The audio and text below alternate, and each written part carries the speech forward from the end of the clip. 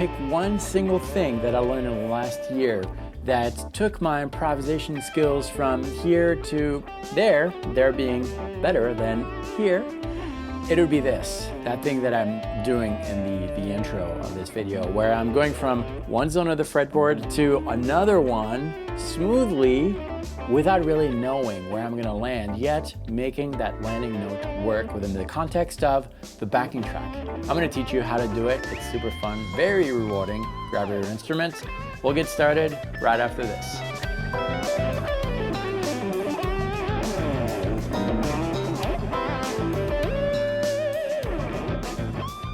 Hello, my name is David for the Wallerman Guitar Artistry. Welcome to this channel, which is all about helping guitar players around the world develop their musical personality on the instrument. Today we're working in the key of E Dorian. There's a backing track, this one right here, with charts available for free.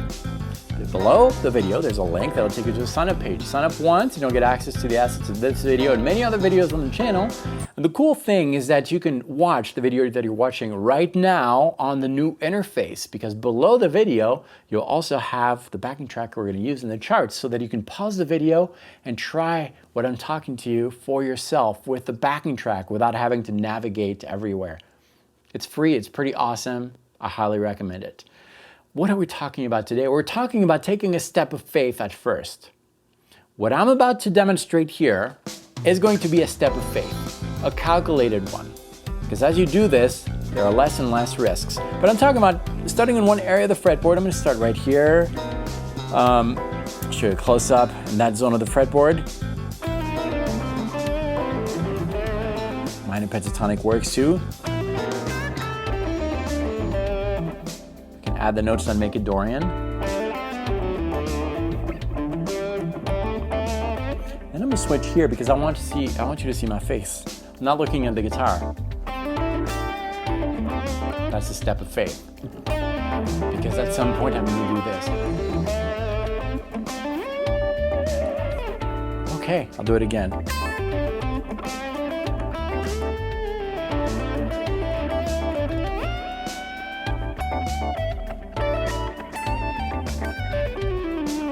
It worked, right? The notes that I was hitting were okay. Why? Because that step of faith, I did it enough so that my fingers respond to what I have in my mind, and I'm fixing as I go. That's what we're talking about today. So you need to try this for yourself first and do it in comfort of your own home when you're practicing alone, because you're going to hit a lot of bad notes at first. The very first step to doing this is to play the backing track. Don't start improvising. Don't do anything. The only thing that I want you to do, we'll call it an idea or a lick, is this. Select a string. In this case, we'll do the third string. Okay, put your finger on there, anywhere, it doesn't matter. And you're gonna do a slide, okay? I want you to play the note, do the slide, and then bend. Okay, just do that. Okay, something like that. Just practice that thing. So you're gonna land on different notes. And as you do this, there are two pitches we need to focus on.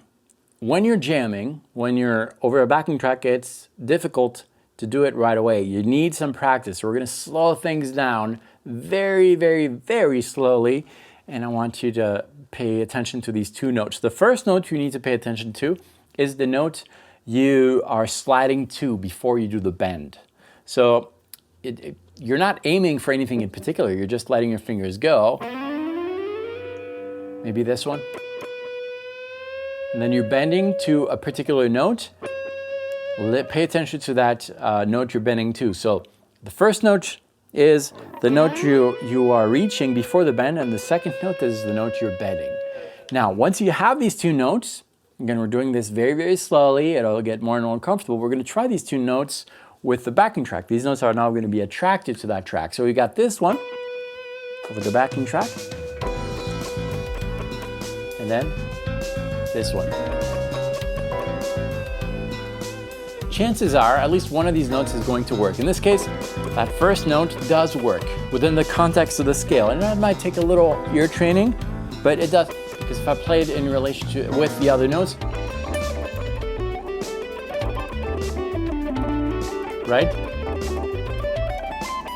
That note that I played is actually the second or the ninth. The note that I bent in two didn't work. And that note happens to be the major third. That doesn't work. So your ear really guides you. And sometimes a note might not sound right until you add all the other notes surrounding it, the notes of the scale. So really take your time with this. This is not the kind of lesson you watch once and then I got it. Just really ask yourself, does this note work? Before answering, play the surrounding notes and see what happens. And do this several times, maybe on another string. We're going to do it very slowly. I'm going to start doing that bend. So my first note was this, bending. In this case, the note I bended to, that pitch, works well with me. Now we need to ask, am I doing a full step bend or a half step bend or a full and a half? And that's your experience that's going to tell you. So that's another layer of practicing this where you do a full step bend and you feel, what does it feel like? How much strength am I putting on there? That's personal work, but once you can answer those questions, and once you can answer, yes, this note works within the scale, this one does too, or this one doesn't and this one does, or whatever it is, you can fix it. Because a note that does not work, that is not in the scale, for instance, this one, can be made right by going up 1 fret above or 1 fret below. It's an awareness kind of game where you really need to spend time. Again, you're not going to be able to do this in one sitting.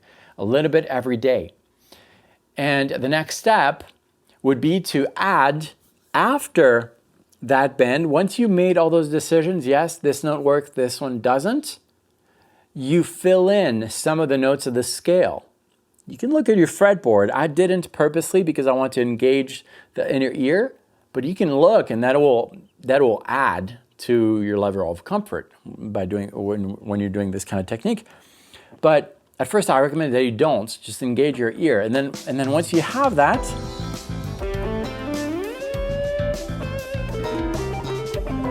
short licks, you fix it, and eventually something really magical happens. Your fingers almost have inner awareness, and they will know how much strength, how much pressure, where to go. If you use the same guitar to practice, they will know automatically. It's the same kind of thing that happens when you are comfortable with your pentatonic scale and you hear a song driving in your car and you can air guitar it and you go back home and you try it and it works. Your fingers kind of have an awareness of their own.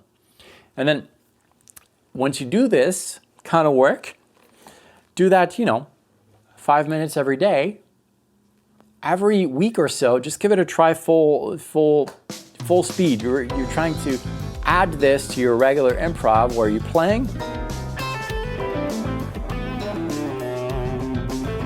and try it.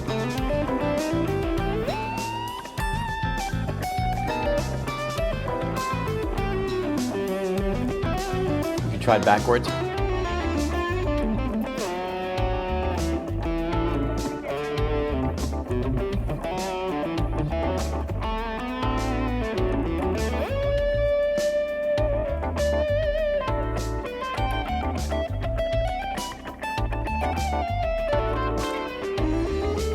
Your ears are engaged, your eyes are not engaged at all.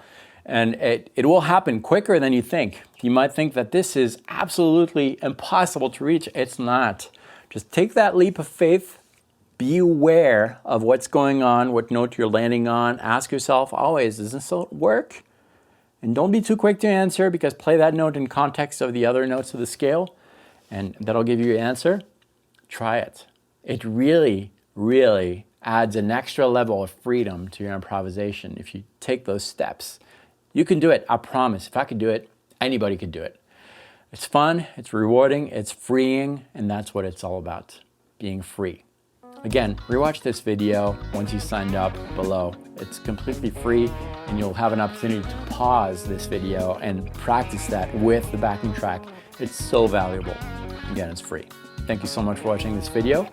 Every Monday, Wednesday, and Friday, I upload a new video like this one, helping guitar players just like you develop your musical personality on the instrument, because I truly believe that nobody in the whole wide world can play the way you play, because your ideas are unique, your story is unique. It's just a matter of bringing it out on the instrument. That was my speech for today. I hope you enjoyed this. Subscribe if you have not yet, and I will see you very soon. Practice well.